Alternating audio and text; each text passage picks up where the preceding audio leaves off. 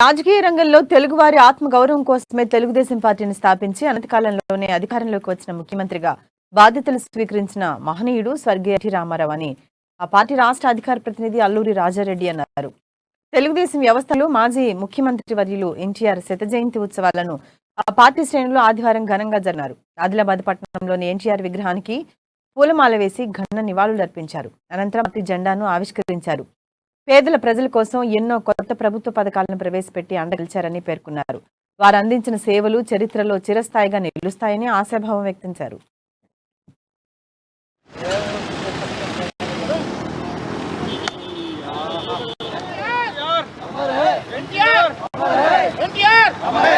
ఎన్టీఆర్ శత జయంతి ఉత్సవాల సందర్భంగా మరి తెలుగు ప్రజలందరూ ప్రపంచంలోనే కాదు మారుమూల గ్రామాలలో కూడా తెలుగుదేశం యొక్క ఖ్యాతిని వ్యాప్తి చెందాలన్న ఉద్దేశంతో మరి గౌరవనీయులు కీర్తిశేషులు నందమూరి తారక రామారావు గారి పుట్టినరోజు బట్టి ఆయన పార్టీని ఏర్పాటు చేసి 42 వసంతాలు పూర్తిగా వస్తుంది.